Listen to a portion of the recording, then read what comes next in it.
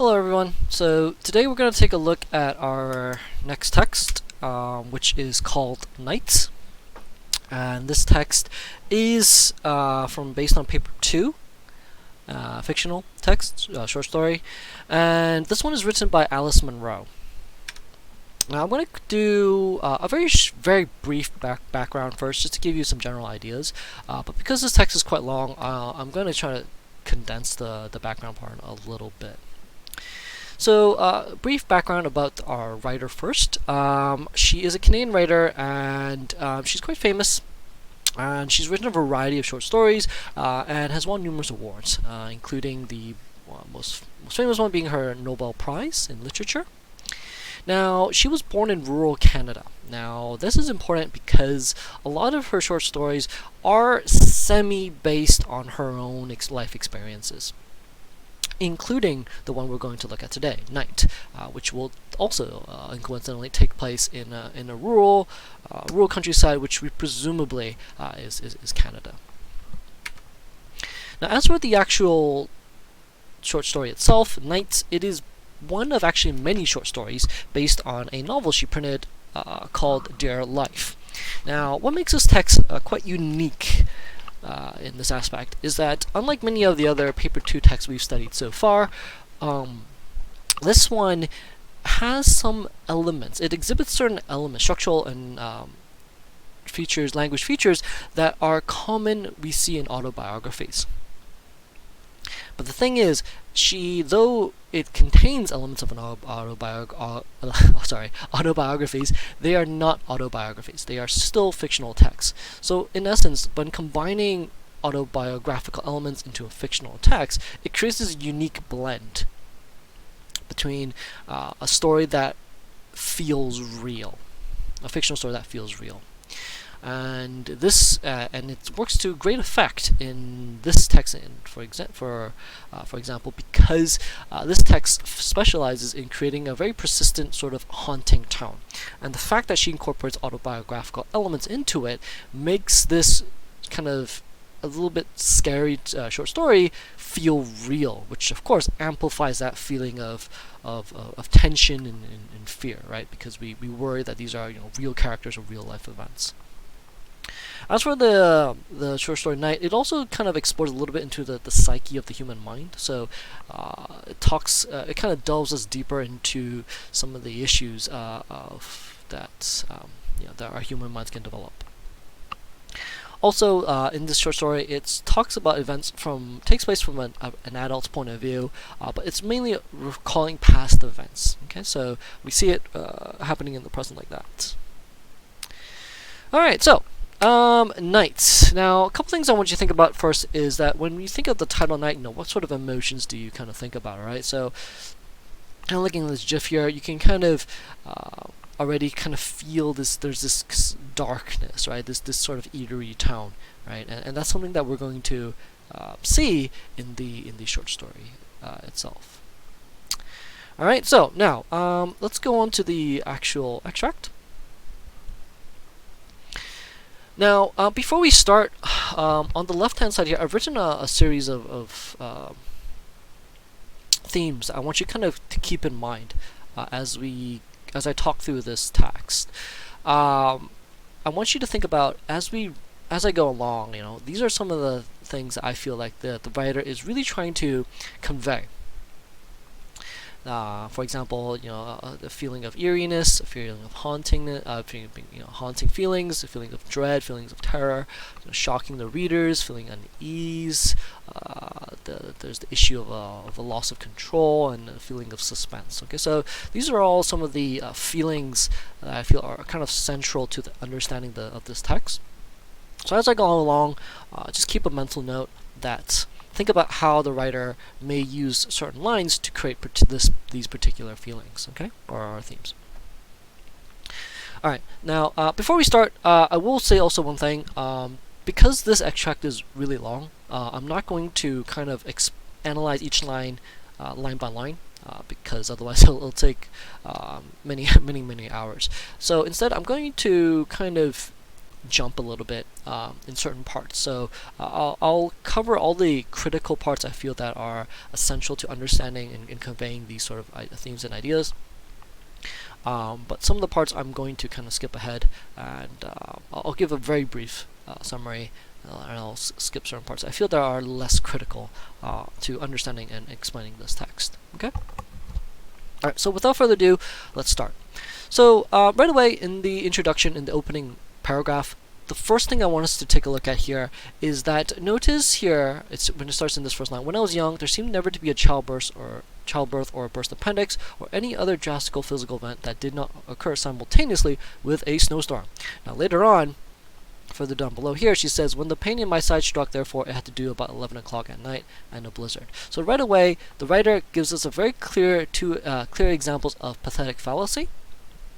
And that is the weather, both the snowstorm and the blizzard acts as an omen or as a harbinger of some serious events that are going to take place. So right away, the writer establishes that before anything, anything serious or any kind of big events or big, potential issues come up, it's always accompanied by some, adverse weather, i.e., snowstorm. Okay. And then in the paragraph below, she says, she brings us back to the present, which says here, so when she goes back to the present, she says, it says now, when suddenly I felt pain in my side, there was a blizzard. So right away, it kind of gives us this first sign that, that this issue, this pain in her side, is something significant. It's something serious, okay? Because it's accompanied by a blizzard. And we know from the line up here that, based on the pathetic fallacy, that any sort of serious issues is always accompanied by a snowstorm. So right away, the writer creates that particular effect. Okay. Going back up a little bit here, only other thing I will point out here is that the setting is kind of told a little bit indirectly, because here it talks about how when there were still horses around, right, war and gas rationing. So we can kind of infer from this that the events take place kind of in the early 1900s, or earlier side. So around, we can speculate around World War I. Okay. Then goes on. Talks about here, and then going back to this next paragraph here. She talks about how as the blizzard blows, there were some issues, so they had to find a long way to bring her to the doctor. Okay, and when they bring her to the doctor says, they no surprise they take out her appendix. So she has surgery and her appendix is removed. Now the thing is, after her appendix is removed, she says, for some days looking out of the hospital window at the snow sifting in the somber way through some evergreens. Notice here this is a very clear use of sibilance, and it helps to convey that there's a sort of a solemn tone. Right, there's a solemn feeling she has after her appendix is removed. Okay, so she's not excited, but she's kind of a little bit down. I don't suppose it ever crossed my head to wonder how my father was going to pay for this distinction. Now here, this next line, I want us to bring a little bit extra attention to this. Now, I kind of highlighted this particular entire line in yellow, and it's really to mark that in this line here, she says, I think he sold a woodlot that he had kept when he disposed of his father's farm. He would have hoped to use it for trapping sugaring, or perhaps he felt an unmentionable nostalgia. Okay, now, so one of the things I want us to point out here is that first, the writer makes uses of, in this case here, parentheses or round brackets, and this one is really used to convey that here we notice that this is the first example here where the narrator has to guess about something, because, and as we'll see throughout the text, she actually has she has more questions than she has answers. And so we see in the parentheses here that she's only speculating on how her father manages to pay for it, and she takes a couple guesses. Okay. Now this is important because we'll see this come up throughout the text. But the thing is, the fact that she has more questions than answers leaves us as a reader, right? We don't actually get the answers either. So as a result, we often feel a little bit unsettled due to the sort of lack of clarity. Okay, because when we don't know certain things and we can't find another reason, it feels like something is inside us kind of that's wrong. Something kind of that persists. Right? So that uncomfortable feeling that you don't really know the full information. And then it goes on. Then she talks about here after the surgery, she goes back to school. and she's excused from any kind of PE lessons and whatnot. And that's, but notice here that she says that at one Saturday morning, her mother tells her additional extra information. She says that it wasn't just their appendix removed, it wasn't just that only thing. The doctor had seen fit to take it out. So notice here, the writer's not given the full details, so she's left to guess what. Again, so that lack of clarity, that lack of detail, that lack of information makes us as a reader feel a little bit uncomfortable, right?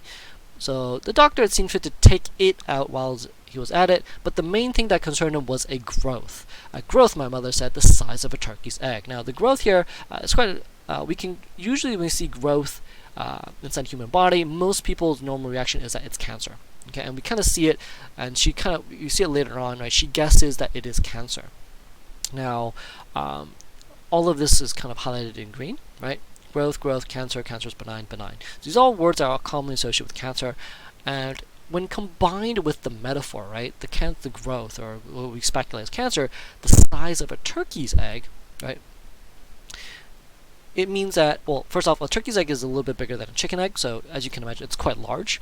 So this growth, right, this cancer that's the size of a turkey's egg, creates this idea that, wow, right, she was obviously quite in potential danger, right, because it wasn't a small tumor, it's a significantly sized potential tumor growing inside her, right, and that creates a clear sense of danger, right, that our narrator might have had some life-threatening, kind of narrowly escaped sort of a life-threatening event, okay?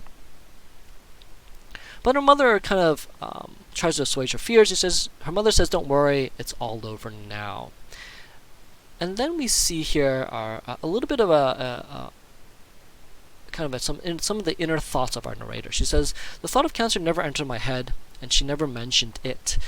So notice here, the mother doesn't tell her what it is exactly. I don't think there could have been such a revelation today without some kind of question, some probing about whether it was or wasn't cancerous or benign. We would want to know at once. So here, she kind of even admits it, right? So for us, right, if you or I, right, had some surgery and they took out a growth inside of us, we would most likely want to know what was taken out, or at least we want to know the details rather than be kept in the dark. Why? Because knowing the details gives us some clarity. It kind of puts the issue to rest, right? We can kind of let the issue go.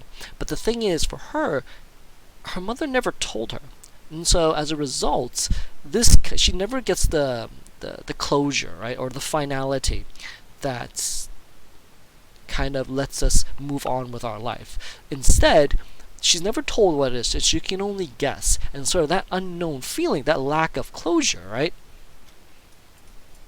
we'll see, will come back and sort of haunt her, okay, further on. And then she talks a little bit about here, the only way, and she says that she cannot explain why her family didn't talk to her about it or explain what it was, right? But she just says there must have been a cloud around that word, which kind of gives us the idea that perhaps his family feels like this issue is a bit almost like taboo, right? Something that's not to be talked about, to be forgotten, and pretend it wasn't there. Okay? And so our narrator says, so I did not ask and wasn't told and can only suppose it was benign. So here all she can do is really kind of speculate, right? And she hopes it was a benign cancer, which is non-life-threatening. And assume that it was removed, and so she's here today, and so she's still alive, right? But as a reader, right, we can kind of already infer that, again, that lack of clarity creates a little bit sense of unease in us, because, again, she doesn't have that sense of closure.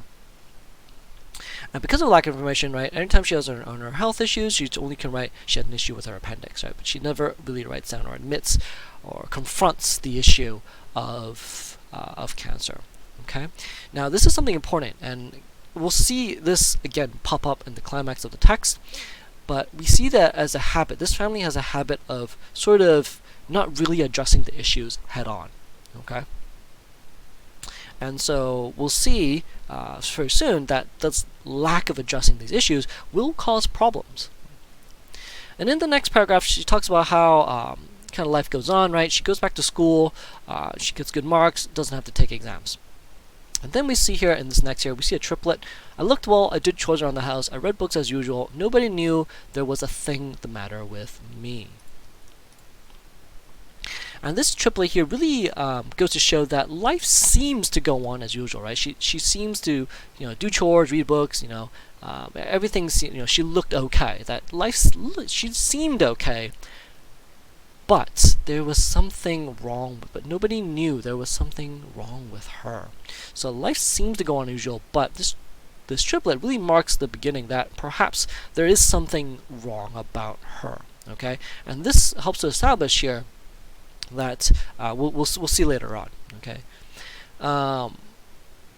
or this is the first hint that there is a sort of a change in the narrator. Okay, that all the other characters are not aware of, but we as an audience are. And I will point out later on that this sort of the fact that we know that something is wrong with her and the audience does not, that's an example of dramatic irony. Okay. Now the next paragraph here is not too important, but there's only a couple things I do want to point out. Firstly, and then in the next paragraph here, you'll notice that she talks about here, her little sister whose name is Catherine, right? She sort of kind of teases her a little bit, right? She plays around, she spits at her, she plays a little game with her, but teasing her sister here is quite, I suppose, quite a normal sibling behavior. So it's nothing out of the ordinary. Okay, so her interaction with her sister seems fairly normal at this point. Okay, she just kind of teases her a little bit. The other thing I do want to point out here is that this paragraph here, we'll see, I mentioned it earlier, but this paragraph here really exhibits a lot of autobiographical elements. Okay, so prior to this, the writer used a lot of used like metaphors, euphemisms, parentheses here, kind of use more flowery language to kind of create that scene. Whereas in this paragraph here, it sort of goes back to being more autobiographical. It's more factual, short sentences and what have you. Long sentences that kind of give that feeling of it being an autobiographical story. Now, as I mentioned earlier, by blurring fictional and autobiographical genre elements, it makes the story appear like a hybrid.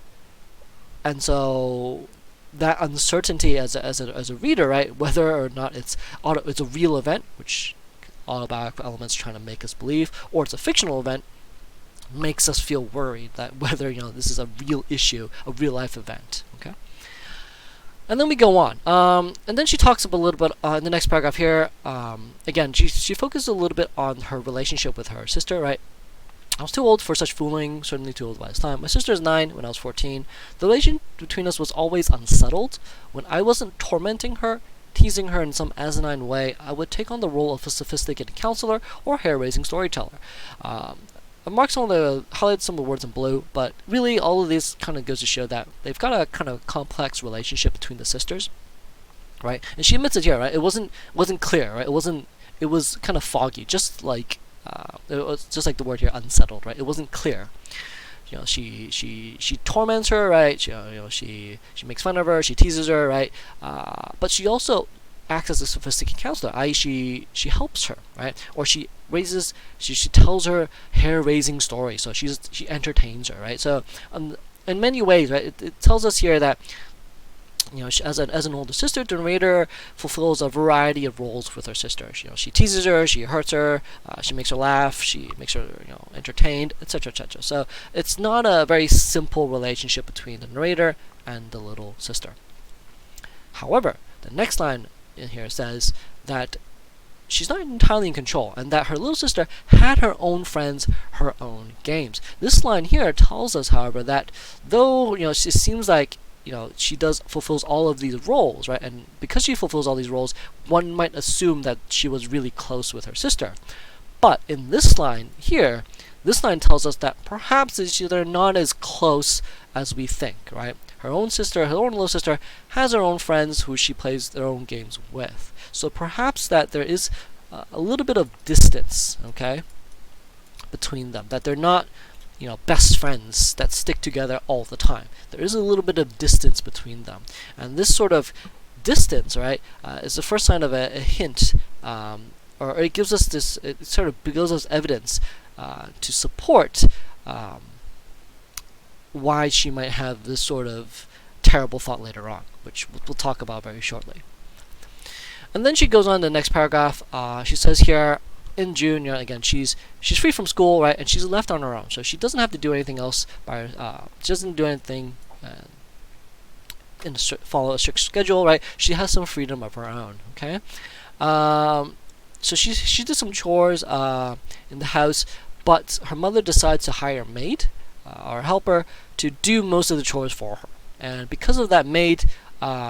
And the reason why her mother hires that maid is because, again, of her mysterious turkey egg, which is, i.e., the metaphor or the reference, or euphemism to her potential tumor or growth in her, right? So because of her tumor, right, suddenly she became invalid, invalid, and or i.e. disabled. Okay, so because of her turkey egg, somehow became disabled, so she doesn't have to do any chores in the house, and because of that, right.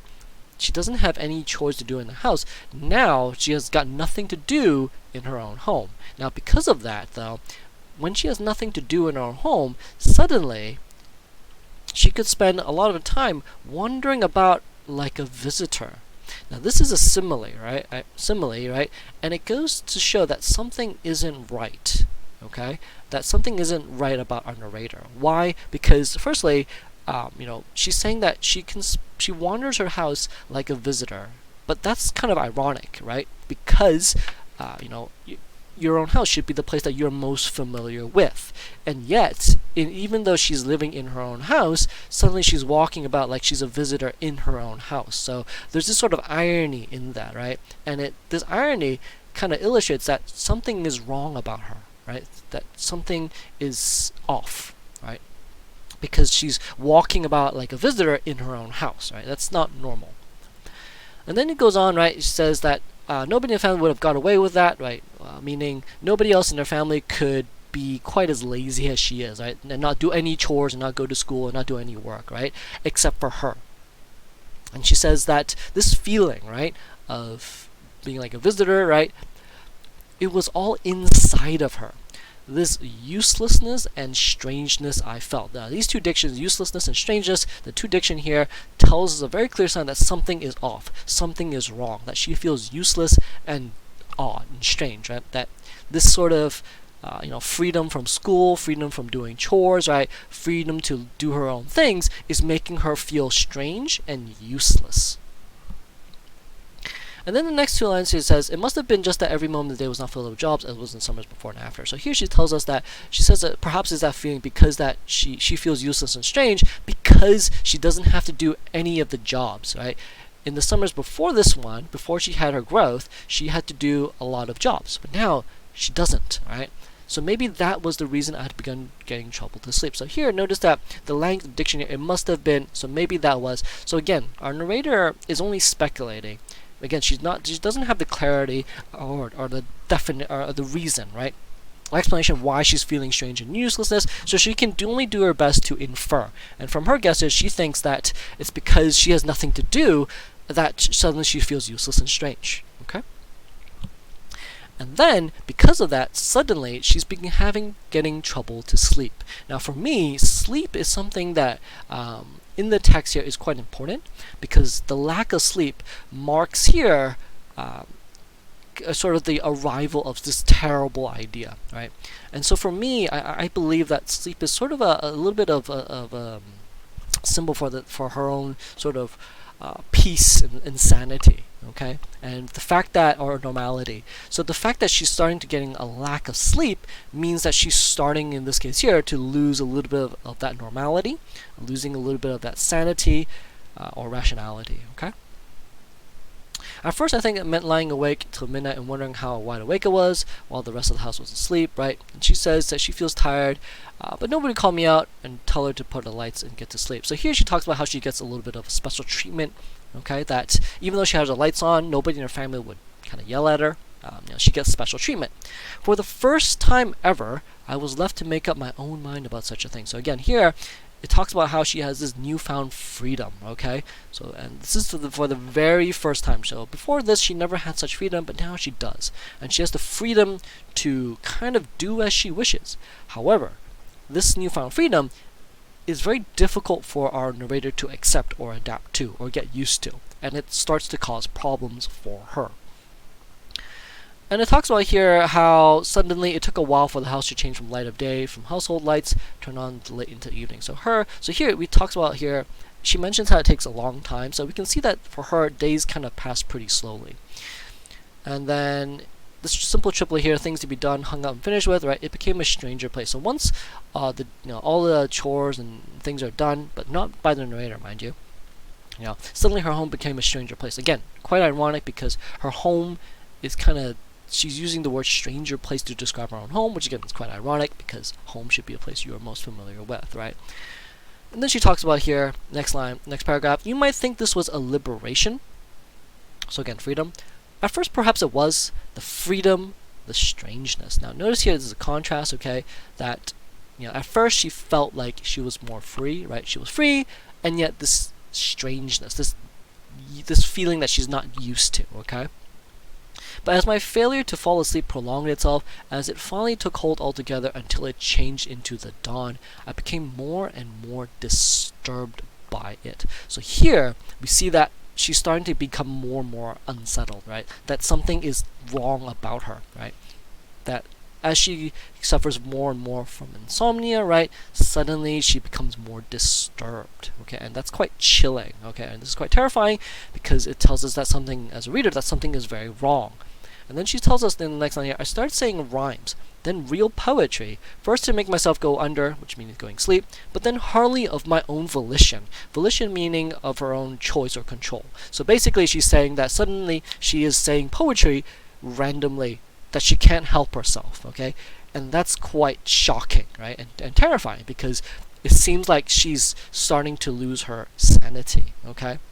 And then she says, the activity seemed to mock me. Right? This is, it seems like, reading out poetry suddenly is laughing at her, which is, again, a form of personification, right? And it's personifying her going mad, okay? Her going a little bit crazy. I was mocking myself. She was making fun of herself as the words turned into absurdity, into the silliest random speech. So all of this diction, right, and this personification, right, kind of really illustrates here that she's losing her sense of control, okay? That she's losing her sanity, she's losing her mind, right? She's going mad. And then she says in this short sentence here, I was not myself. And that's really to emphasize that she's not who she is anymore, that she's changing into someone else, okay? That she's becoming crazy. And then she kind of remembers about a line she heard about earlier in her life. I had been hearing from people then, the line, who do you think you are then? So normally this is a line that people say to other people when you kind of want to say it in a sort of a mocking or insulting fashion. Who do you think you are, right? But in this case, suddenly she's hearing this same line, but it takes up a different meaning. Because normally when people say this, that means kind of say, who do you think you are to do something like that? Basically, kind of means like, what makes you special? Why are you so special, right? But suddenly she's remembering this line, but she's thinking about it literally. Suddenly she's realizing that she doesn't know who she is anymore, and so she's starting to lose her identity. Okay, so which is all quite terrifying because all of this, right, tells us she's losing her sanity and losing her mind. Though I do want to point out one thing, that all of this here, notice here a lot of it uses a lot of more language techniques and structural techniques, which again is more of a hallmark for a fictional text. Okay, so the text is quite transitioned from an autobiography back to more fiction. And then in the next paragraph here, it talks about here, the key part here I want you to look at here is this, the words, she says here, I knew sleep wasn't more likely, something was taking hold of me to fight it off. I had the sense to do that, but only barely, it seemed. Whatever it was informing me. So notice here the diction, something, whatever it, fight it was informing me. That the diction here tells us that there's whatever this issue or thing that's affecting her is, it's unknown.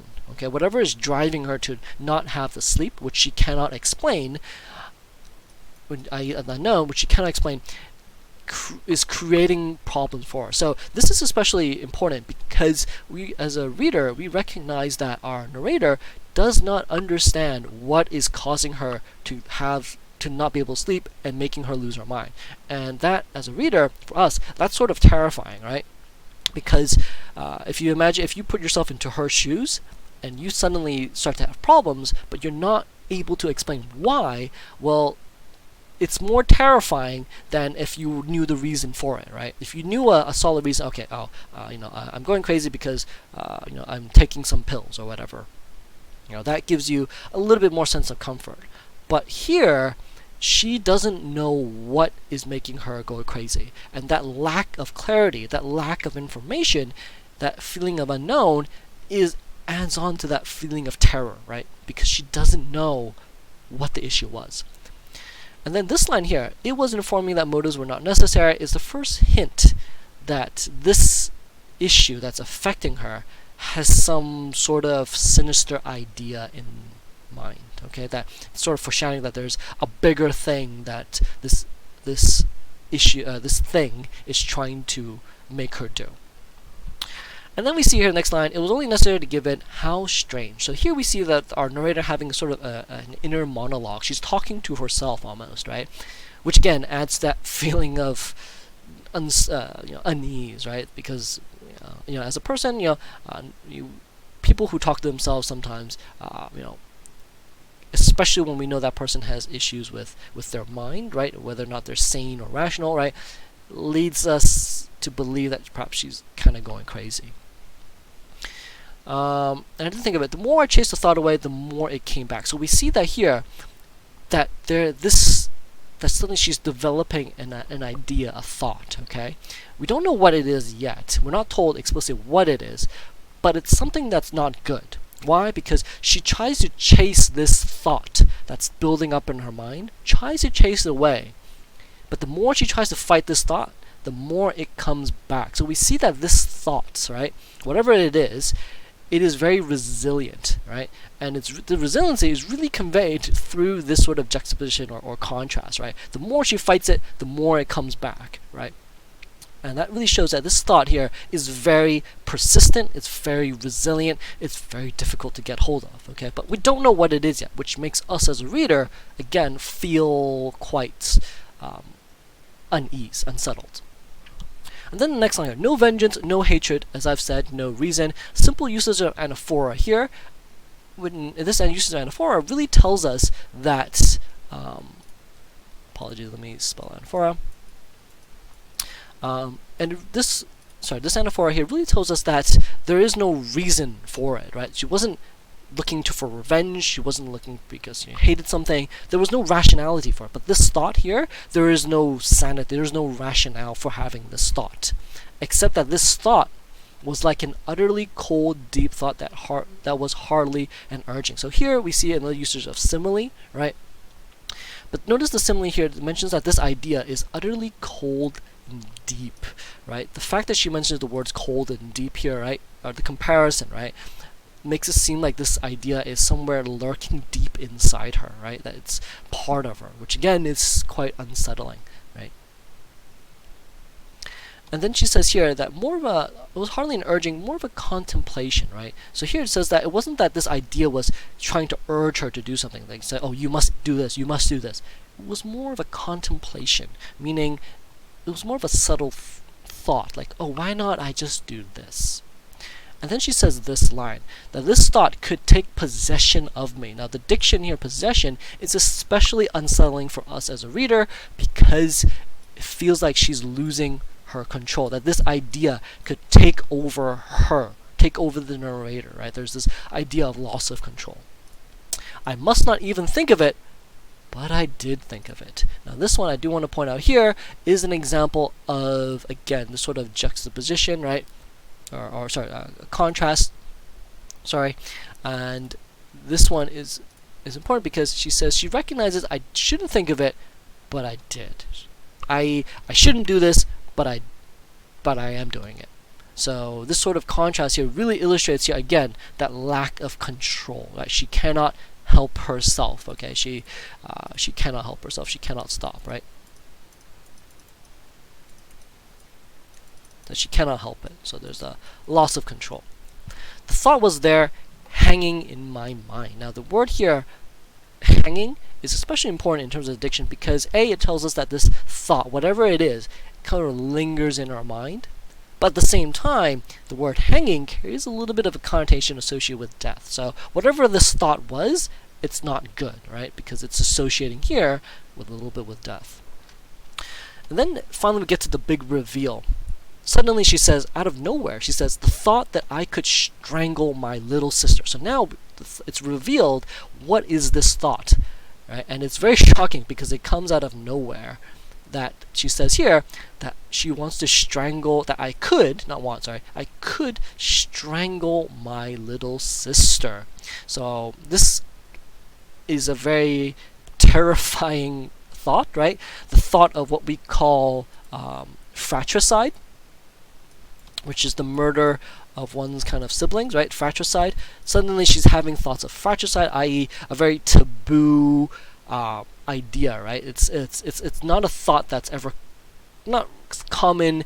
Well, it's common in a joking manner, like you say, "Oh, I'm gonna kill you," right? But in a joking manner, for if your little brother or sister did something naughty, but she's thinking about it not in a joking manner, but rather in a serious manner, as if she can suddenly strangle her, right, and kill her little sister, right? That's a very terrifying idea, and she sort of juxtaposes this with, or she contrasts this with, whom I loved more than anybody in the world. So the idea that suddenly she wants to murder her little sister, and yet she loves her more than anybody, is really terrifying because it goes to show, what,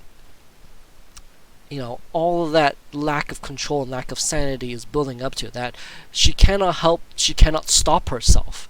That even though she loves her little sister, the fact that she's losing all this control, right, kind of suggests to us as a reader that she may actually go through with this, which is quite terrifying, horrifying, right? All of that.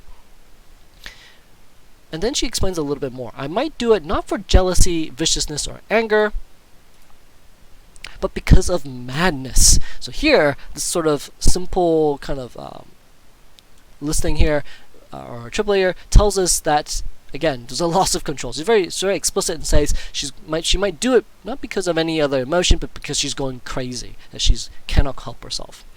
And then she says here, a lazy, teasing, half-sluggish suggestion that seems to have a long way. Now this one here, you can say it's either, you can point out specifically the triplet, but it's also the sort of personification.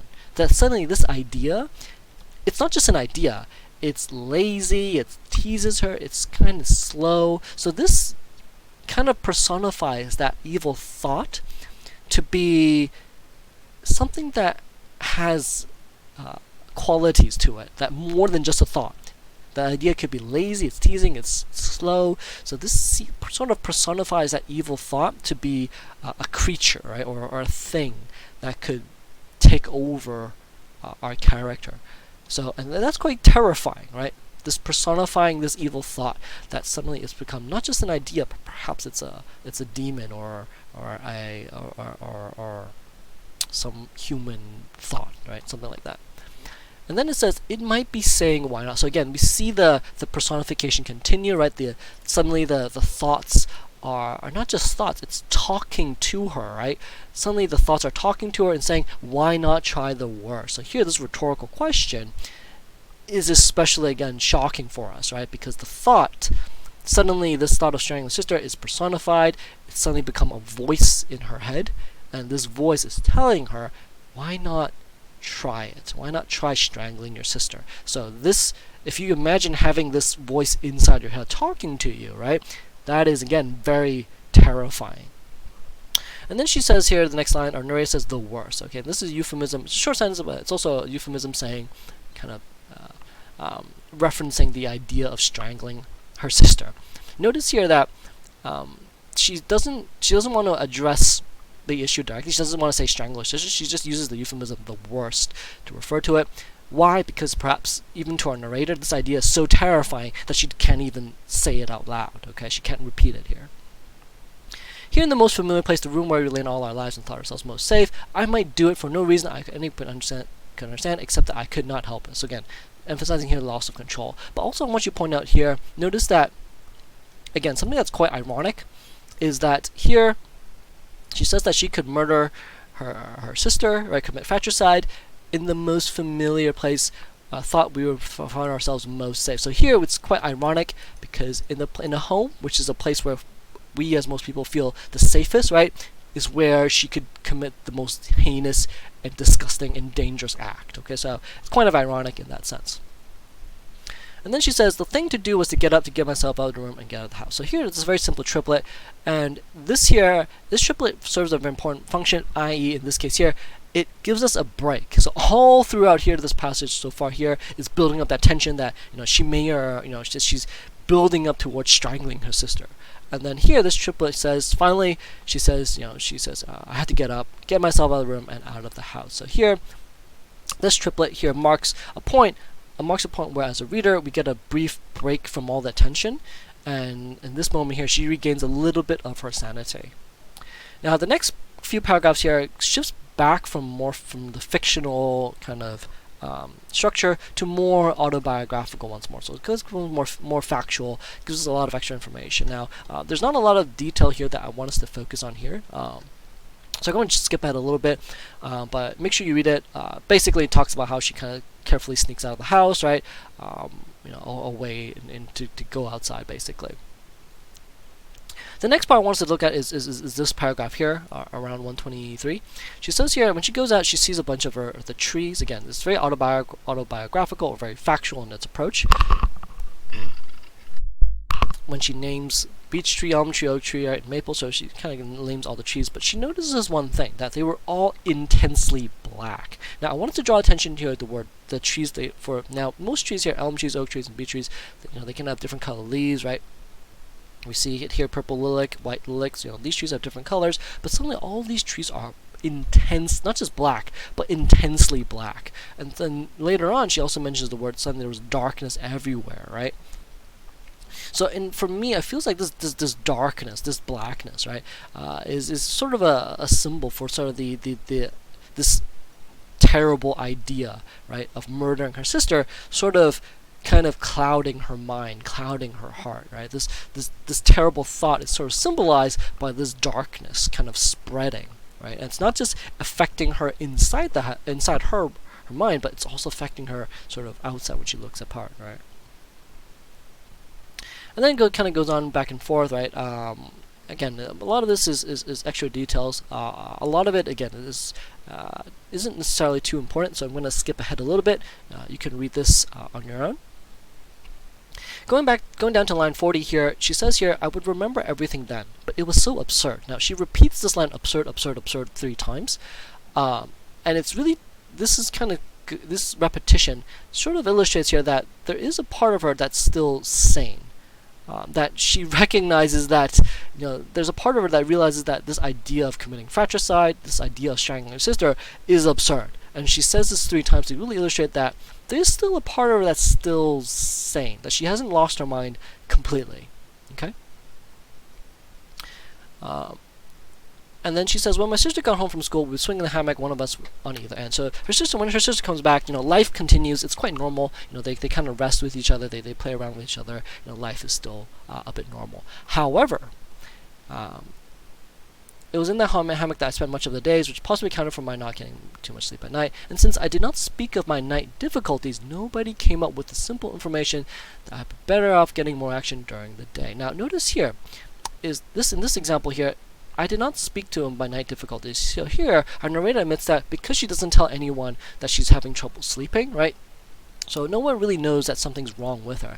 Now, this is an example I wanted to draw attention to. Is an example of dramatic irony. Now, dramatic irony means when we as a reader know more than some of the characters in the text. So in this case here, in this passage, there's a very clear example of dramatic irony being created. That is, we as a reader know that something's wrong with the narrator, the older sister, but the family doesn't know something's wrong with her. So as a reader, we feel extra tense, feel extra worried, feel extra terrified and afraid for the other family members because we know something's wrong with her, but no one else does. Okay, and so that's the importance of dramatic irony and the usage of it in this text.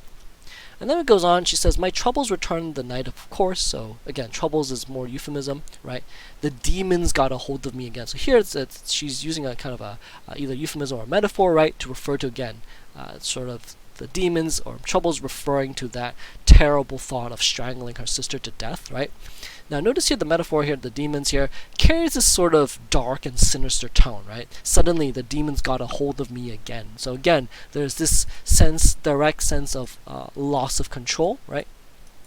It got a hold of her, and so she's, again, losing control.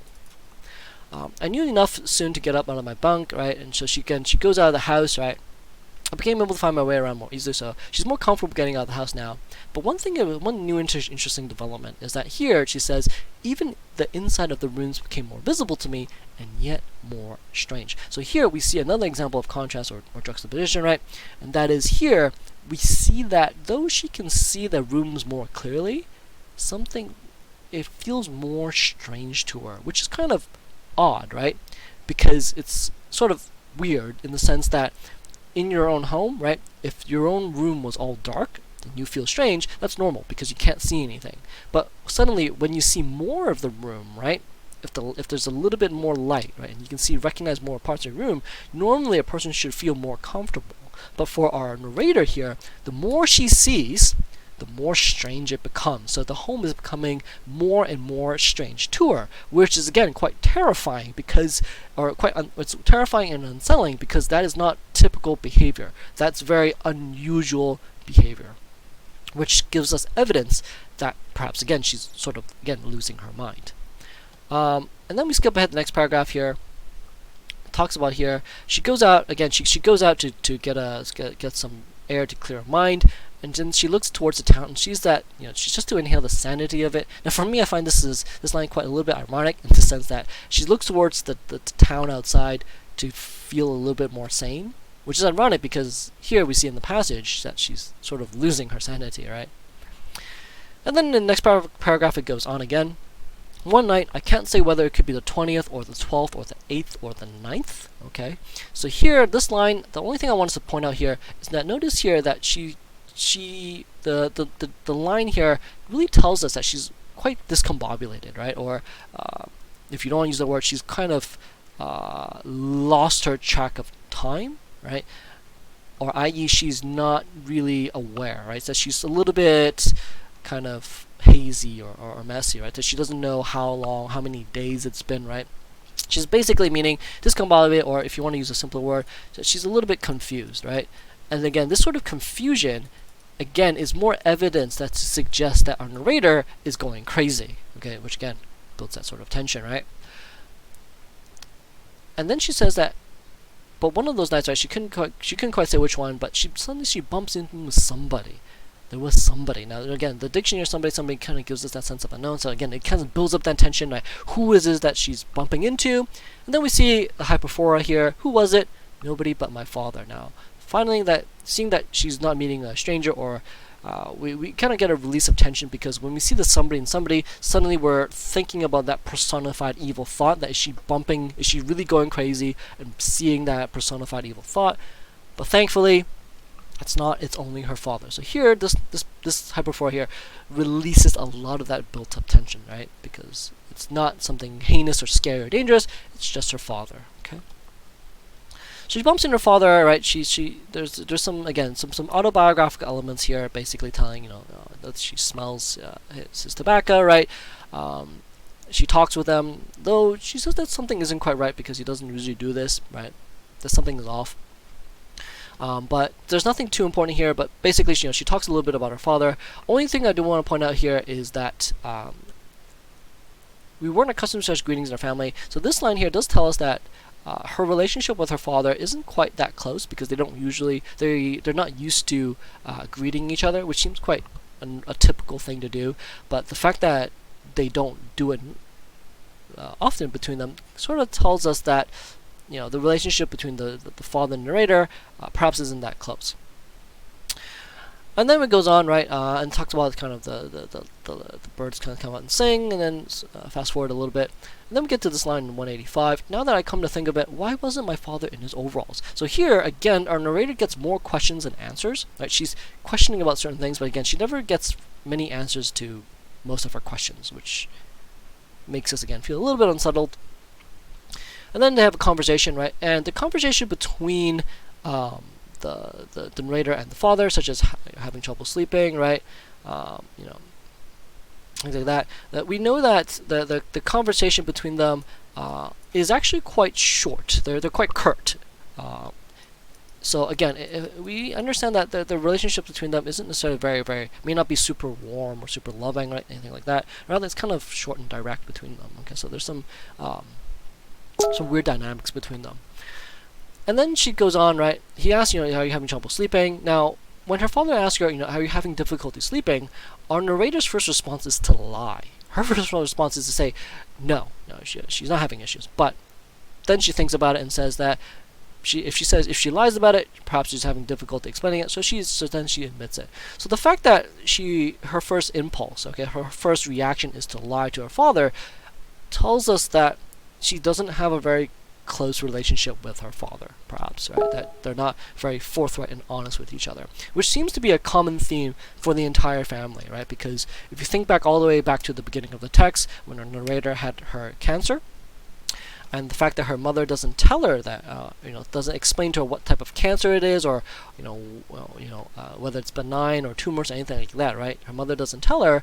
Well, it seems like the entire family has an issue with sort of communication, that they don't really communicate with each other and talk to each other, right?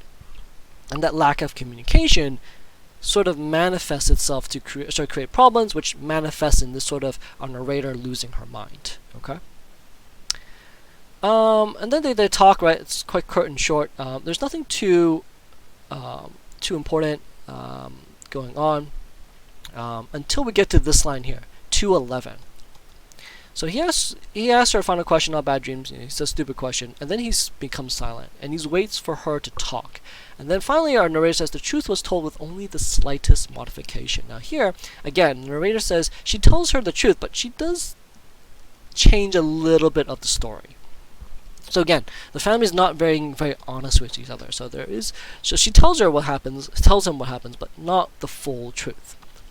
When I spoke of my little sister, I said I was afraid I would hurt her. I believed that it would be enough, that he would know enough what I meant. So we can see the modification meaning in this case here, saying that I would only hurt her. Okay, but suddenly, which of course isn't the full truth, because we as a reader know that she wants to not just hurt her, because hurting her would be, in this case here, is sort of an understatement, right?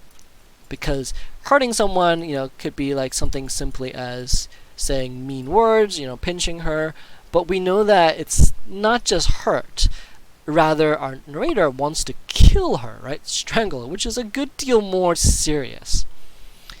But very quickly, our narrator follows this up and says, strangle her, I said then. I could not stop myself after all. So here again, we see a narrator losing control. But this time, she loses control, and this is a very shocking moment for us. We are in complete and total shock because we don't expect it. She just lied and said, she wants to hurt her, but suddenly she can't help herself and admits strangle her.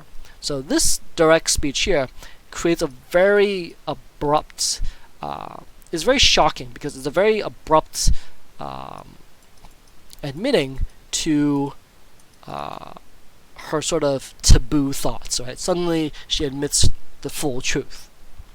And then she admits it, she says this. No, I could not unsay it. I could not. Okay, so this sort of repetition here kind of tells us that, she can't take it back. I can't go back to the person I had been before. So suddenly, everything's out in the open. She can't hide behind her lies anymore. She can't pretend everything's okay. Suddenly, she told the full truth to her father. So now, the story, I do want to point out, the story marks a significant shift, right? So before, we were worried that she would strangle her sister. Now suddenly, the story shifts its tension to feeling, okay, how's the father going to react? So now, at this sort of climax of the text, we suddenly feel really tense because we're worried about how the father is going to react to this shocking admission, right?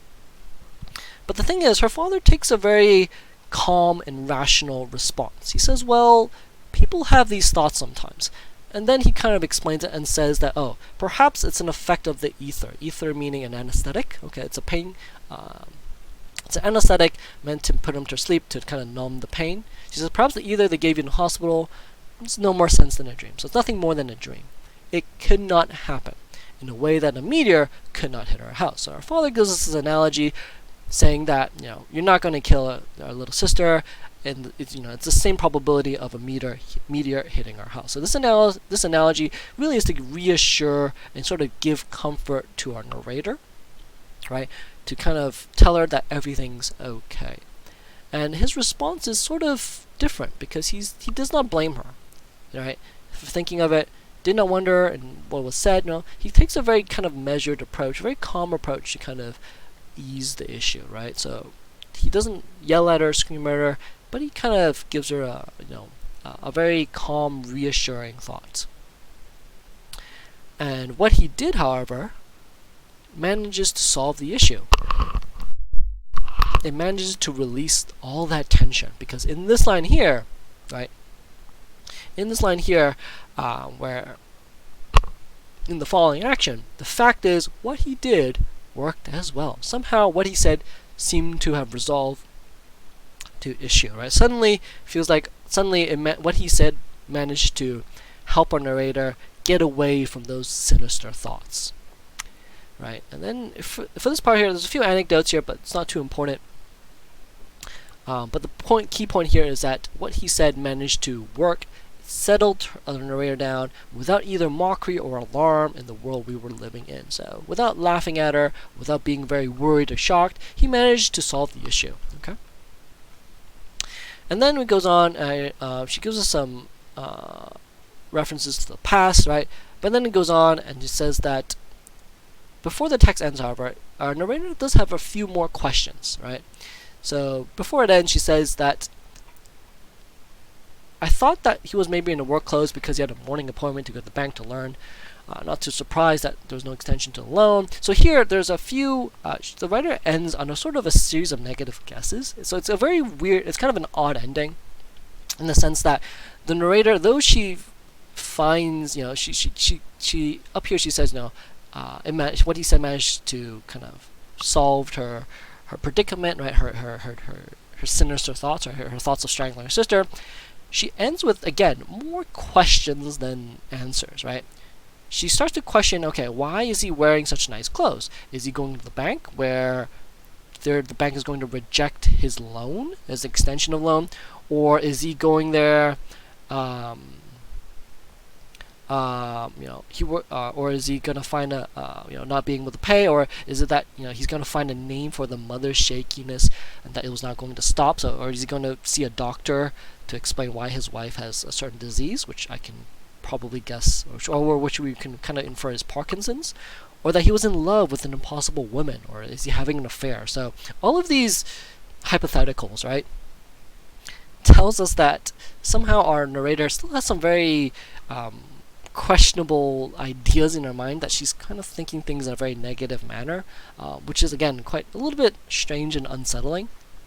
But then she says at the end, never mind, it doesn't matter. From then on, I could sleep. So we talked about how sleep earlier is a sort of a symbol to her sanity, her rationality, and things like that, or normality. So the fact here is that it doesn't matter. For her, it doesn't matter. She can finally find peace, okay, or at least what we presume she can find peace. So I do want to point out that that though the text ends with her kind of sort of resolving her issue about about those deep those evil thoughts of wanting to strangle her sister, right? So she finds sleep, and we presumably, because she finds sleep, she doesn't have those thoughts anymore, that she doesn't strangle her sister.